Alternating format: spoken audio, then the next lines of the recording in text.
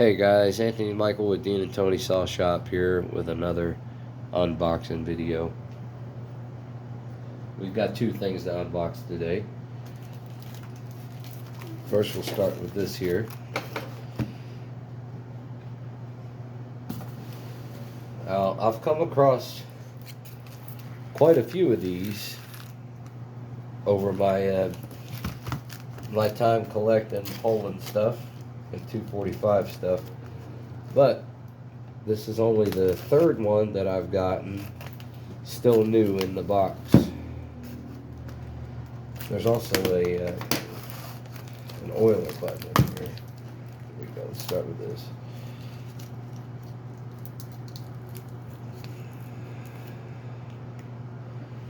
Brand new 245 306A oiler button, new old stock. Looks good. Cover up the address. Oh, here we go. Check that out, y'all.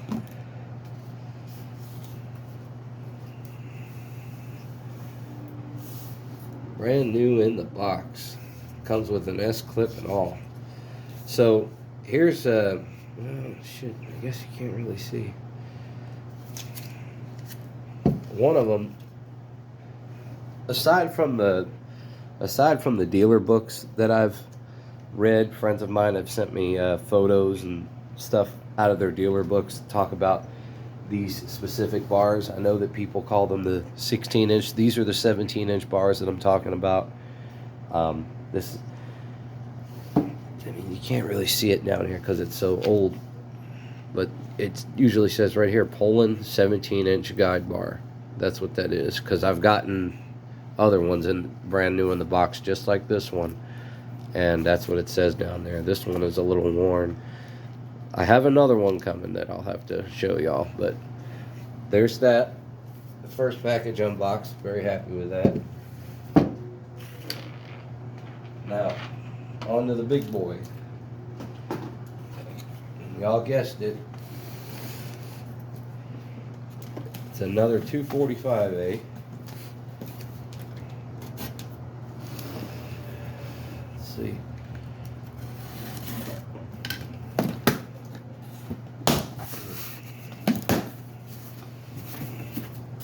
Well, it's well packaged. You don't get that much.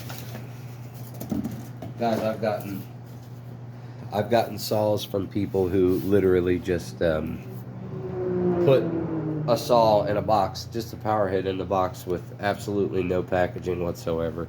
I mean, I've had that happen quite a few times. And of course, you know, stuff happens to it, like things get cracked.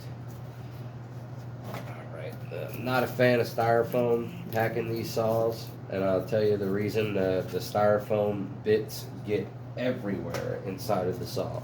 They get everywhere. Here's a chain. The saw did not come with the original bar and chain. Came with a replacement. So let's see. Yeah, a lot of them I get come like this. It's just a regular old Oregon bar.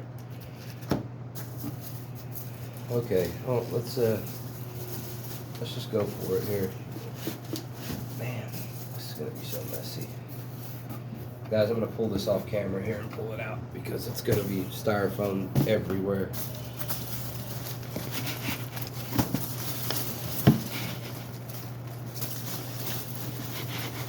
Let's see if I can even get the sucker out. Let's do it like this.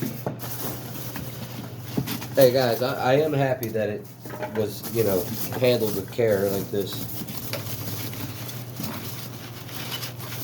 Hopefully the saw isn't exposed to it. Oh, it's wrapped in plastic. That's good. Alright, here we go.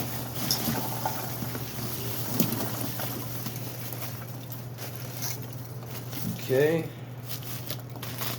Get all this off.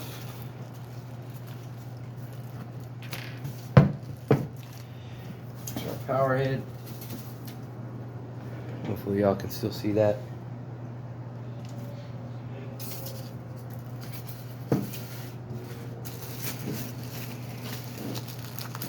Alright, here we go. Let's dig in and have a look at it.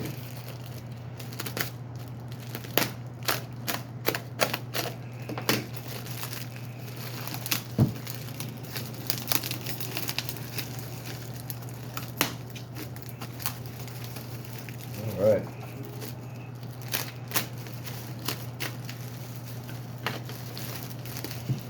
Try to keep these beads, styrofoam beads, totally away from the saw.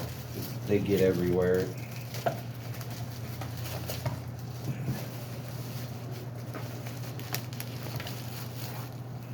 Alright. Nice, here we go. Another poulan 245A. So let's talk a little bit about what this one is. This thing is in immaculate condition. Find a lot of these laders in really good shape like this. It's wonderful. Muffler's in good shape. Let's see the bottom. Wow, bottom's clean. The cylinder is clean, almost like it's been rebuilt. Not sure. 245A. Yeah, so this is the latest model of this saw that exists. As you can see, there is a difference in these Mopar green saws. The first run of these Mopar green saws were pretty much exactly like the early models, except for it's a different font right here on the 245, and they also came with the 2-bolt design tin muffler instead of this one, and it had a shrink wrap handlebar that it was the same length, the grip was, except for it was shrink wrapped. The early ones were dipped. Then in the owner's manuals and the dealer books, they called this one the half cut, and then they called the early ones a flush cut, and that's because it was dipped flush across the handlebar like this rather than halfway around.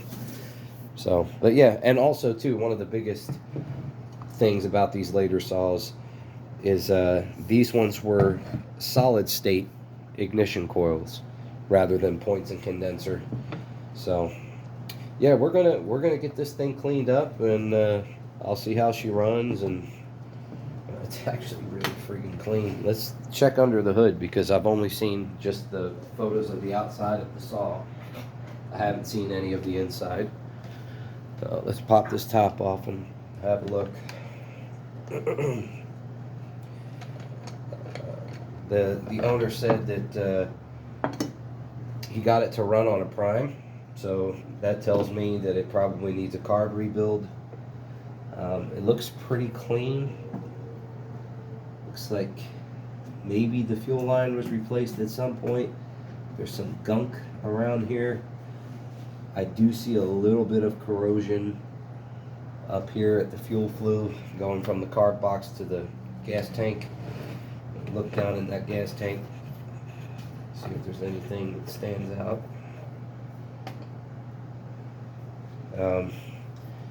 It's got an original fuel filter. I see that. Yeah, well, I mean,